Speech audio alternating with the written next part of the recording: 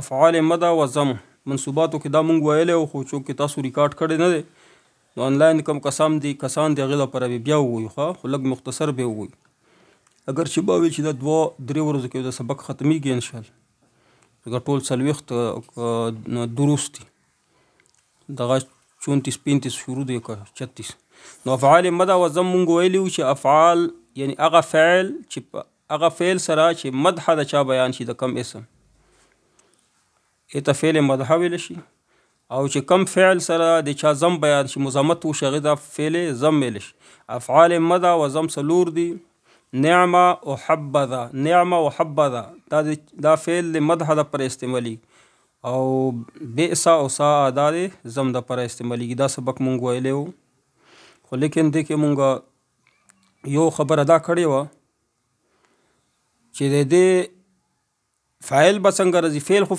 فاعل غواړي که نه نو فاعل به څنګه راځي په څلورو صورتونو راتلی شي فاعل یا معرف باللام وي لکه نعمه الرجل زیدون نعمه فعل الرجل فاعل زید مخصوص بالمدح او چې دلته ضم نو مخصوص بالضم به اوس مخصوص بالمدح زید نو الرجل الف لام سره راغلی که نه یا به فاعل د فعل مدح فاعل یا فعل افعال مدح و ضم فاعل به یا په معرف باللام راځي معرف باللام لکه نعمه الرجل زید یا به معرف باللام ته مضاف راځي معرف باللام ته مضافي لکه نعمه غلام الرجل زید الرجل یعنی الف لام ته مضاف دی غلام فاعل دی خو مضاف چاته دی الف لام ته مضاف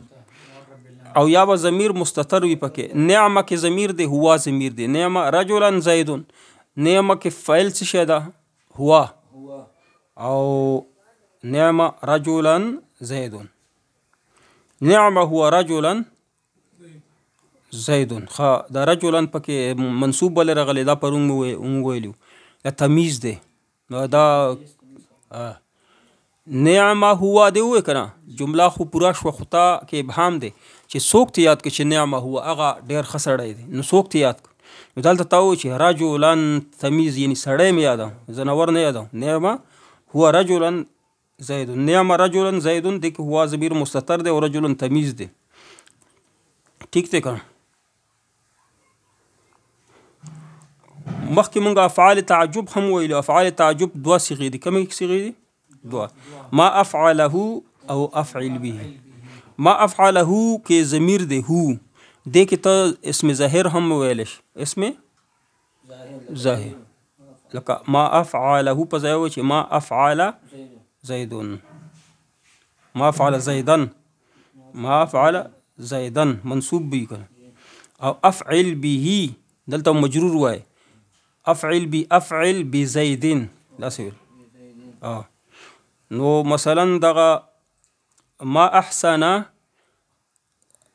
زیدن یا ما احسن یا احسن بزیدین دا دوی صیغې د افعال تعجب دي یاد دي دا سبق مونږ پرون ویلي په دې کې زیاته مونږ تکرار نه کوو خو لیکن هغه غوله کسانو ته به په پوه شوي بني آنلاین کسان ځکه چې پرون مو لږ تفصیل سره ویلی بهر صورت افعال مقربه به ووایو افعال مقربه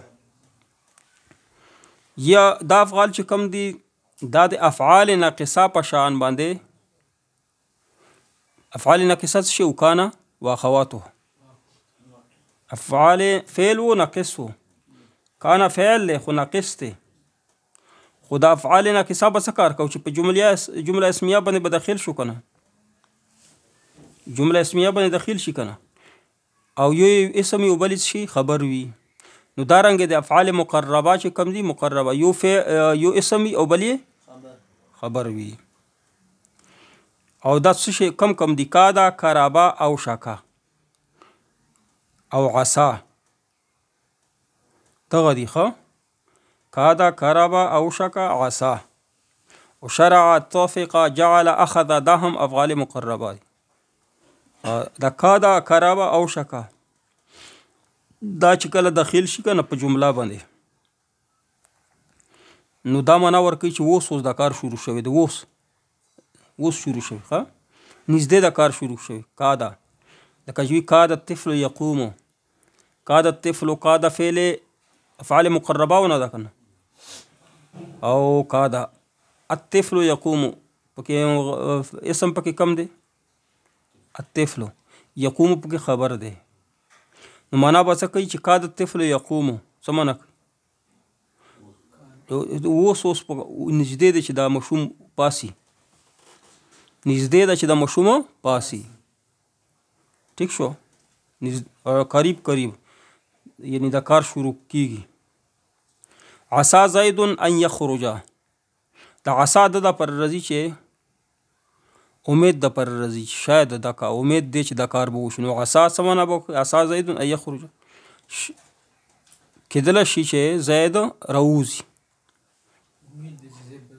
امید دی چې زید راوځي اخذ الطفل يمشي مشوم چې دا نږدې ده چې وګرځي يمشي ګرځول کارا او شا قرآن میں استعمال ہوا قرآن کې چې استعمال شي مونږ باغه وي یکاد البرق يخطف ابصارهم کادا د دې مزید شه ده یکادو لکه کانا یکون مزی وکن کادا د دې مزید مضارع رضی کادا یکادو غدا مضارع ده یکاد البرق يخطف ابصارهم سمانا کوي یکادو مناسه کوي نږدې ده کنه نږدې ده چې دا بجلی چې کم ده دوی نه سترګې یوسي تکادو تمیز من الغیظ نږدې ده چې وچوي دا کنه د غصې نه فذبحوها وما كادوا يفعلون دا کار یو کو قرآن کې وما كادوا يفعلون خو لیکن دوی دا کار کولو ولا نو نږدې وه چې نه یې وکړی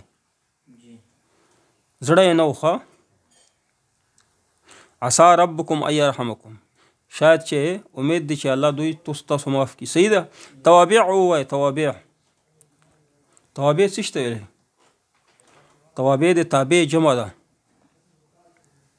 تابع نه مراد هغه اسم ده که نه چې هغه د خپل مطبوع نه بعد رغلی تابع هغه اسم ده چې د مطبوع نه بعد رغلی وي خو په رفع نصب جر کې د خپل مطبوع اتباع کوي یاد شو تابع کم اسم ده دا سلور په قسمه باندې صحیح ده دا په سلور توابع شي کنه توابع جمع توابع ده کنه په سلور قسمه یو صفت ده نعت صفت دا مونږ ویلې د صفت او موصوف یو شی کنه دې باندې ټیم نه ځای کو بل پسې شي دا مونږ ویلې ده ښه صفت بیا خو نه وایو کنه صفت او موصوف په څلورو خبرو مونږ سره برابر بتا بیا تاکید مونږ نه دی ویلې تاکید دا به مونږ وایو ښه یو خبره پکې بیا به وکړو چې صفت چې کومه ده کله کله د مطبوع صفت بیانوي کله د مطبوع صفت بیانوي کله د مطبوع متعلق صفت بیانوي متعلق صفت چې بیانوي دا به ووایو ښه الولد الصالح ابوه الولد الصالح دا صالح د چا صفت ده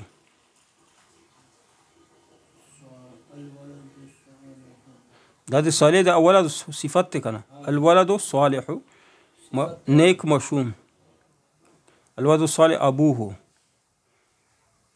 الولد الصالح ابوه نیک مشوم ابو څه معنی کوي دا هغه پلار د دې څه مطلب نیک ماشوم دا هغه پلار ده داسې چې هغه پلار نیک دی داسې مشوم چې پلار یې نیک دی نو اوس ولد چې کم دی دا خو مطبوع دی خو د پلار د متعلق دا صفت نه دی د پلار خو د متعلق دی کنه د سره تعلق لري نو یعنی صفت شوی دی د پلار صفت شوی د مطبوع نه دی شوی د پلار چې کم دی د زوی سره تعلق خو لري کنه نو کم ځای کې چې د متعلق صفت وشي کنه هغې ته ویلی شي صفت سببي صفت او چې کم ځای کې حقیقي کې دغه صفت شوی نه ته صفت حقیقي ویل لکه اوس وګوره جاءني رجل عالم، جاءني رجل عالم څه معنا کوي؟ نه عالم د چا صفت دی؟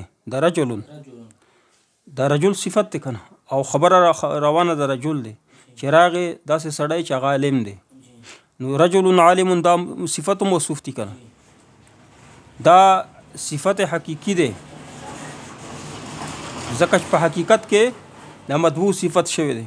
اوس بله جمله وایي چې متعلق د مطبوع صفت شوی. جاءني رجل عالم ابوه، داسې سړی راغی چې هغه پلار عالم دی، صفت ته چا شوی؟ د پلار شوی دی، د رجل نه شوی، نو دې ته ویلی شي صفت سببیه یاد شو. صفت په دوه قسمه، صفت حقیقي، سببي. تاکید دا وایي، تاکید دا ضروري سبق دی چې کوم خبره باندې امر باندې فعل باندې چې تاکید ورکای، زور ورکای،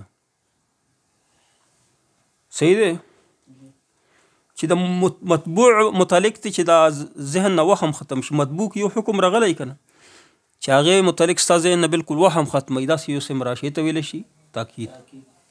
نو دا تاکید لفظي هم وي او معنوي هم وي، کله په لفظ کې موجود وي د تاکید او کله په معنا کې. لفظي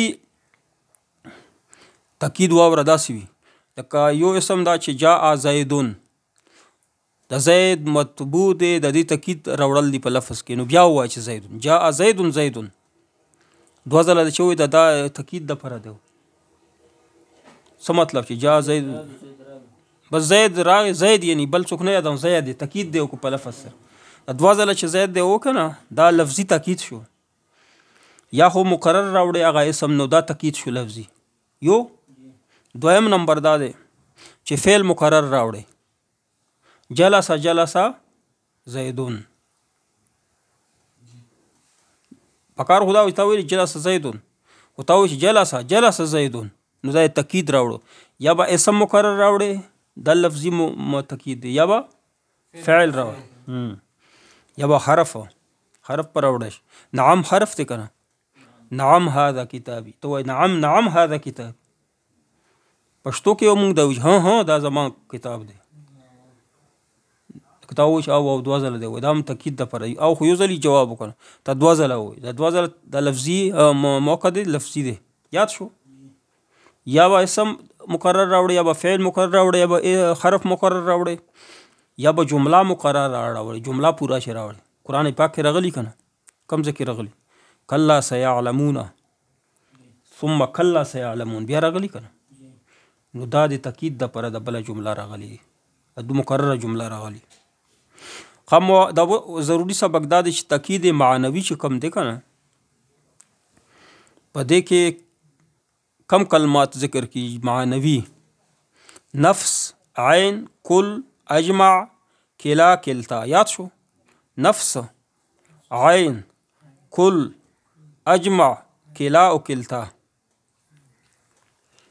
جاء زید نفسه، دې کې تاکید شوی، جاء زیدون راغلی زید، راغی زید، نفسه په خپله باندې،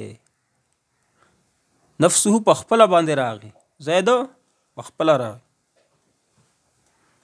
رأیت المسجد الحرام عینه،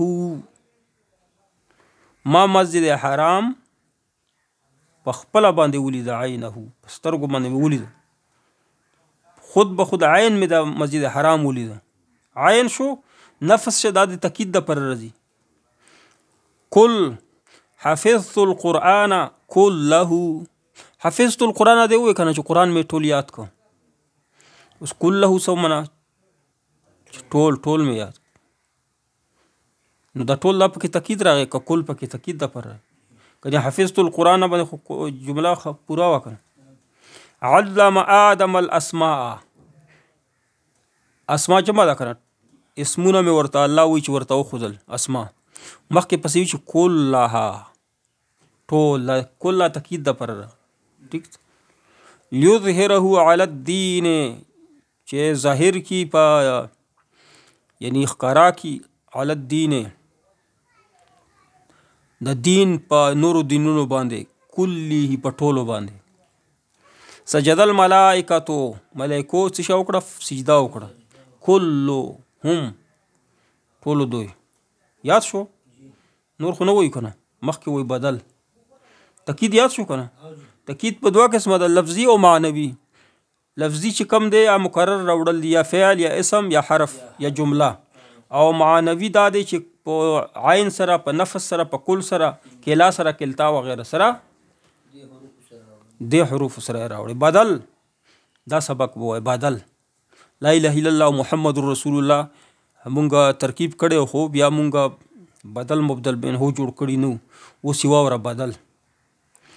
خیر زده که چې بدل څه شته ویل.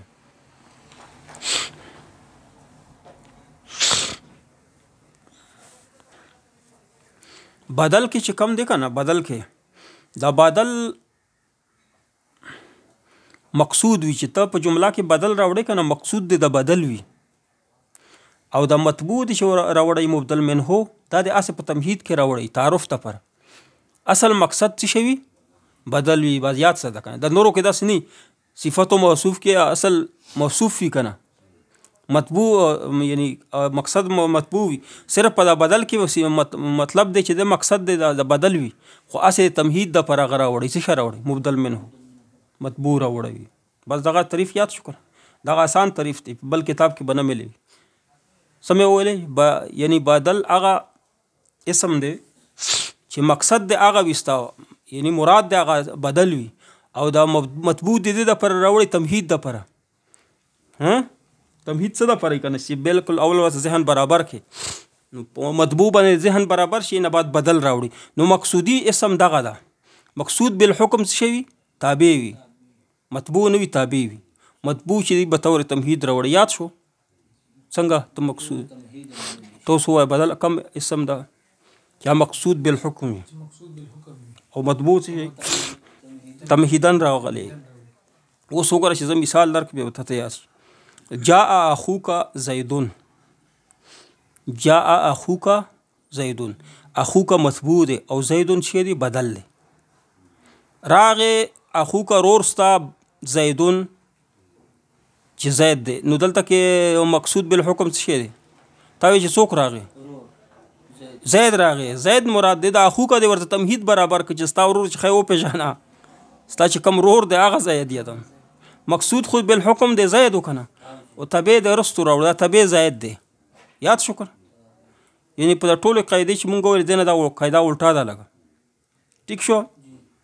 بدل مبدل منه یا بدل یا مطبوع. یاد شو؟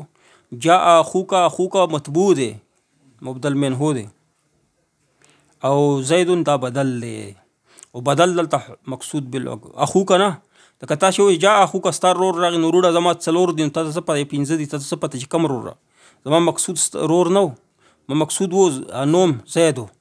نو چې ما او چې زید نو خبره چې دا برابر شو. جاء اخوک زید. رأيت اخاک زیدن. مولي استرور زیدن. دالته اخاک څه شی ده؟ مطبوع دی. تابع شو. نو زما مراد چې ماته خبره کوله چې ما ولید رأيت اخاک، ما تابع مقصود بالحکم چې تا ته زما چې ما زید ولید خو دومره مې درته اول تمهید برابر ک چې هغه زید چې ستار اور دی. اما ولید مررت باخیک زیدن. دلته څه دی؟ مررت باخیک اخیک زید باندې. دلته هم زید چې د تابع دی مقصود بالحکم دا دی. اوس دغه بدل چې دی کنه د دې څلور اقسام دي. بس دا یاد ساتئ. تابع خو درته یاد شو کنه. کله جمله راشي تابع پکې راشي مقصود بالحکم باغی زین به هغه ته ځي. خو لیکن د بدل څلور اقسام دي دا یاد کړئ. جب ان شاء الله اخر یو سبق پاتې شي ان شاء الله. بدل څلور اقسام دي. نمبر 1 دا کم چې مطبوع دی کنه،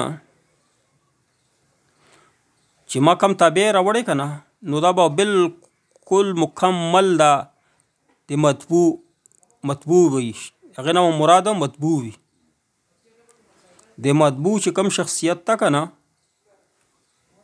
تابع او مطبوع شخصیت په یو وي، پکې فرق پکې نه وي، یو وي چې مکمل. هغې ته ویلی شي بدل کل، بدل الکل وي ته بدل کل. صحیح شو؟ بدل کل لکه مثال چې راوړو کتبت اختک زینبو، کتابت اختک لیکل وکړه اختک خور ستا زینبو. وګوره اختک څه شی ده؟ ستا خور. او زینب څه شی ده؟ بدل دی که نه؟ اختک څه شی ده؟ مبدل منهو دی. نو مبدل منهو بدل یو دی که بدل بدل دی؟ مکمل یو دی که نه؟ یو شخصیت یو ذات دی. خور هم زینب هم ستا خور ده. زینب که زینب وای که اختو که وای نو مراد ته یو شخصیت دی، دوا شخصیتونه نه دي، نه یې جز ته مراد دی. یاد شو؟ دې ته ویلی شي بدل کل. اهدنا الصراط المستقیم، ما ته نیغه لاره وښیه. صراط الذین انعمت علیهم، صراط المستقیم او صراط الذین انعمت علیهم دا بدل کل دی که نه دی؟ یو شی دی که نه؟ صراط مستقیم نیغه لاره او هغه لاره چې په هغې باندې الله انعام کړه، دواړه یو لاره ده که بله؟ یاد شو؟ صراط المستقیم دا مبدل منهو دی. صراط الذین انعمت علیهم دا مبدل بدل دی. بدل او مبدل منهو یو شخصیت یو شی دی. نو دې ته ویلی شي بدل کل. بل یو مثال وکړو بیا مخکې جعل الله الکعبة دا بدل مبدل منهو دی کعبه. البیت الحرام دای بدل دی. نو دا کعبه او بیت حرام یو شی دی که بل بیل بیل شي؟ یو شی دی که نه؟ بیل بیل چرته؟ سوچ کوه غور یو بل ته سوچ. دا بدل کل شو. بدل بعض، بدل بعض یاد که دویم نمبر څه شی دی؟ د مطبوع یوه اصابت مراد وي، مکمل مبدل منهو مراد نه یوه ایسه. انکسر القلم، قلم ریشو، قلم څه شی شو؟ مبدل منهو ریشو سر ته ویلی شي، سر نوکه وی چې مات شو قلم ریشو سر دا قلم یعنی د هغه څوکه. اوس د دې قلم څه شو؟ مبدل منهو شو او ریش څوکه بدل شو که نه؟ خدا بدل بعض ده یعنی څوکه خود عیسی ده چې عیسی ته مراد دی. بس یو بل مثال وي قطعت الشجرة فروعها هغه شاخونه سي شاخ. قطعت الشجرة ونه کټ شوله، فروعها شاخونه د هغې ټوله نه ده کټ شوي شاخونه. نو دې ته ویلی شي بدل بعض. بدل بعض یو بدل کل او د یاد کړ، بدل بعض د یاد کړ. اوس بدل اشتمال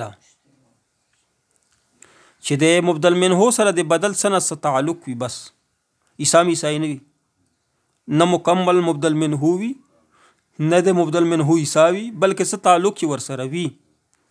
تعلق په بنا ورته ویلی شي بدل اشتمال. یاد شو؟ مثال یې څنګه دی؟ نفعنی المعلم، ما ته معلم استاد چې د فایده را ورسوله. علمه علم دی هغه، دا علم چې دا بدل دی. معلم څه شی دی؟ استاد. مبدل منهو دی. علم څه شی ده؟ بدل اشتمال. ځکه چې علم د معلم نه ایساده، بدل نه ایساده، نه مکمل مبدل منهو دی. علم بیل شی دی، معلم بیل شی، خو لیکن د علم د معلم سره تعلق وي. سره تعلق یې دا ورته صفت دی ورسره، خو هغې سره علم تعلق دی که نه معلم سره؟ تعلق په بنا ورته ویلی شي مبدل منهو. نفعن المعلم، معلم مبدل منهو. علمه علم دی هغه، علم یې څه شی ده؟ بدل دی، بدل اشتمال. یسألونک عن الشهر الحرام قتال فیه، دې کې څه شی دی؟ الشهر الحرام دا مبدل منهو دی. شهر حرام چې دا حرام دا مبدل منهو دی. او قتال فیه، قتال پکې بدل اشتمال دی، ځکه قتال او دغه عیسی نه ده، د شهر حرام څه عیسی نه ده او نه ټول مبدل منهو هغه دی، بلکې د قتال ورسره دا تعلق دی چې په دې میاشتو کې حرام وي قتال. صحیح شو؟ تعلق کې دی ورس تعلق کې دا چې په دې میاشتو کې قتال نشي کولی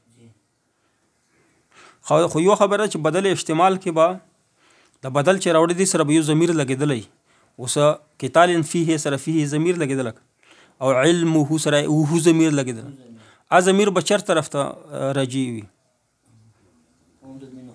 مبدل منه طرف ته به واپس کیږي بس دغه یاد شو کنه بدل غلطه څلورم قسم خو وای کنه بدل غلطه یو بدل کلو یو بدل بعض یو بدل احتمال یو بدل غلطه چې په غلطۍ سره د خولې نه ووځي ښه بس یا تعریف یې دا دی په غلطۍ سره د خولې نه راووتو څه مقصد دی نه وي لکه تا چې ووایې چې رأیتو زیدن بیا دې پسې وایي حامدن ته ما ته وایې چې ما حامد لیدلی دی او په غلطۍ سره زید وایي نو رأیتو زیدن حامدن نو دا بدل غلط چې کوم د قرآن او حدیث کې نشته جبه دې غلطه شي صفت انساني جبه خو دا په قرآن کې نه دی راغلی بدل غلط نه په حدیثو کې راغلی دا قابل سړی شي هغه په کلام کې دا نه وي دا چې مونږ د کمزوري په کلام کې بدل غلط راځي صحیح شو معطوف خدای چې سبق څومره پاتې شو اسماء مشتقه او معطوف اسم فاعل اسم مفعول بس درې څلور سبق دي اسم فاعل درې ورځې لګي چې نن نور دا ختم نو ان شاء الله